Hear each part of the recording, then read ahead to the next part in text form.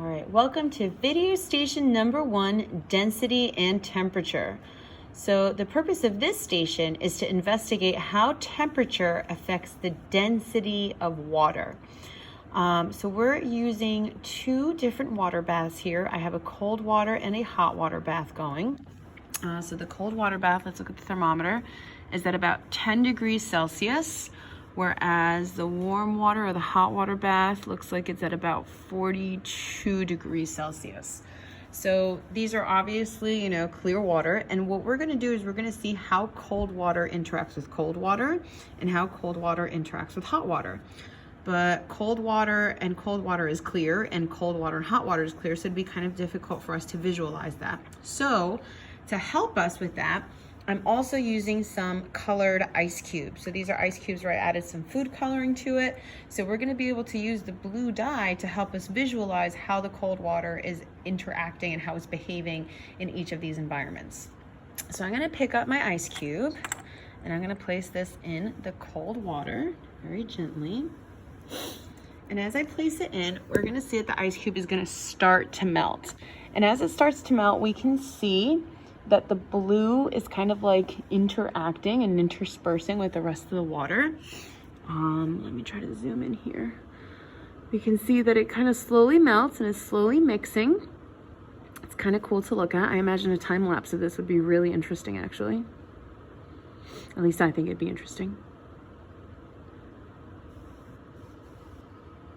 All right.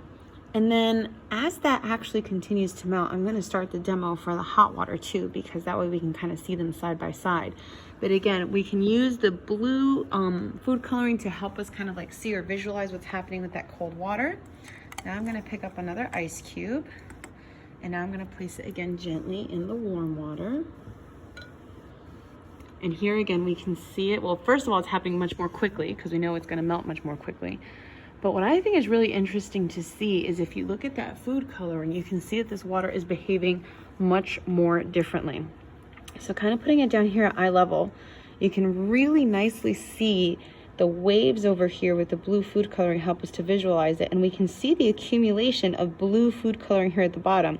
It's still clear up here, whereas down here we can see it's blue.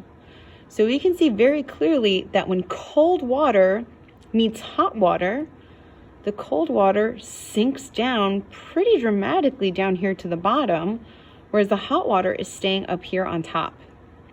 So again, think about what that tells us about how temperature is influencing the density of this water. Which one is more dense, which one is less dense, and how can you tell based off of these observations that, again, we can clearly dramatically see that water sinking down here to the bottom and it's staying clear up top here.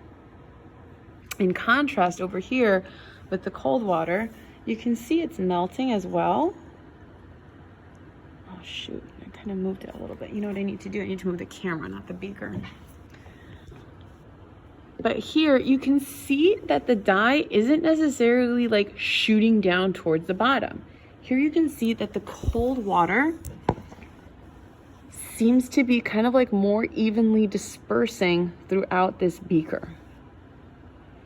So again, think about what that means. How does cold water interact when it meets with cold water?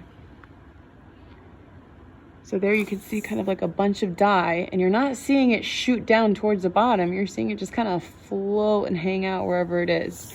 A very different scenario from what we saw over here.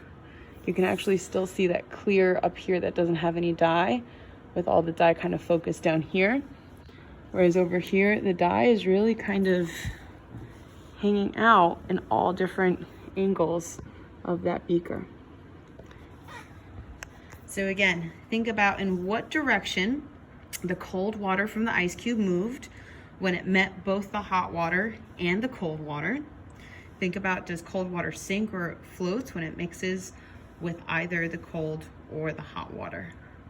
And how does that reflect on the densities of these waters?